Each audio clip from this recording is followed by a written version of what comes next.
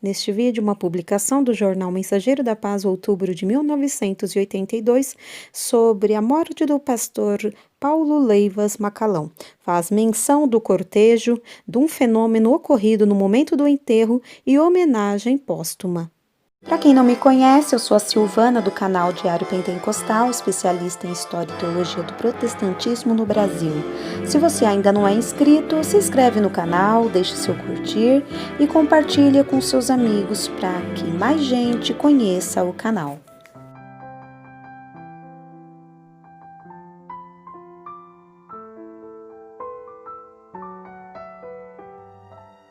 Às 9 horas da manhã, o corpo do pastor Paulo Leivas Macalão saiu para o cemitério Jardim da Saudade, em Edson Passos, Nova Iguaçu, acompanhado de um grande cortejo, havendo cerca de 1.000 veículos. Batedores da Polícia Militar abriram o trânsito acompanhando o andamento do cortejo. Em Edson Passos, vários irmãos que não puderam estar no velório aguardavam o corpo do pastor Paulo Macalão. No funeral foi dada oportunidade a pastores que não falaram no velório, ocasião em que falou o pastor Nicodemos José Loureiro, da Assembleia de Deus em Volta Redonda. Um espaço na multidão foi aberto para que todos vissem o corpo do pastor Paulo. Hinos da harpa cristã eram entoados. Muitos irmãos recebiam a presença do Espírito Santo falando em línguas estranhas, enquanto outros se emocionavam. Um fato interessante ocorreu no Jardim da Saudade. Não era dia chuvoso e o sol estava intenso, mas quando o corpo chegou ao cemitério, uma grande nuvem foi aos poucos se colocando entre os reflexos do sol e a multidão. Quando o corpo foi colocado ao lado do jazigo, um grande círculo com as cores do arco-íris era visto por todos. Assim que o corpo baixou à sepultura, o mesmo se desfez. É claro que se trata de um fenômeno natural, mas, pelo menos naquele momento, pode ter sido uma mensagem de Deus àquela grande multidão. O círculo com as cores do arco-íris, justamente na hora do sepultamento de uma das maiores expressões nos últimos tempos da Igreja cristã, pode significar que a Igreja deve permanecer unida, coesa, em torno do seu fundador, o Senhor Jesus Cristo, e seguir o exemplo daquele que terminou sua carreira e um dia receberá do justo juiz a coroa da justiça. O falecimento do pastor Paulo Macalão deixou uma grande lacuna, mas a obra por ele deixada foi grande. Os valores espirituais só serão conhecidos na eternidade.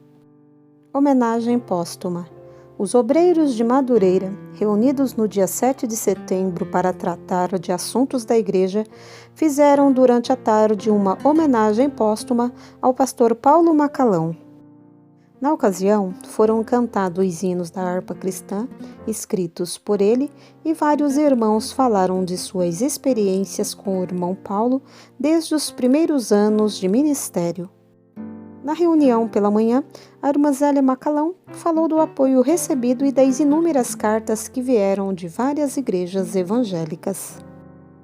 Filho do general João Maria Macalão e de dona Joaquina Georgina Leivas Macalão, ele nasceu no dia 17 de setembro de 1903, em Livramento, Rio Grande do Sul, tendo recebido a sua educação inicial no Colégio Batista do Sul, Rio de Janeiro.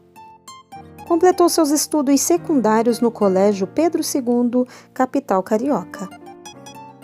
Seus pais desejavam que seguisse a carreira militar, mas o jovem Paulo Macalão tinha outra glória no futuro, a de servir a Cristo Jesus.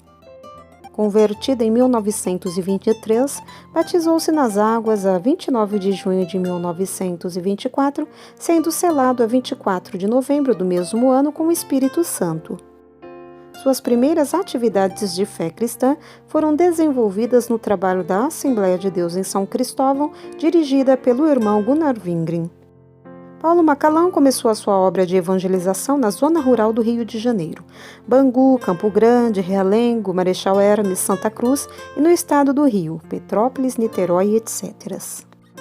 Foi ordenado ao Ministério da Palavra em 17 de agosto de 1930 pelo missionário sueco Levi Petrus.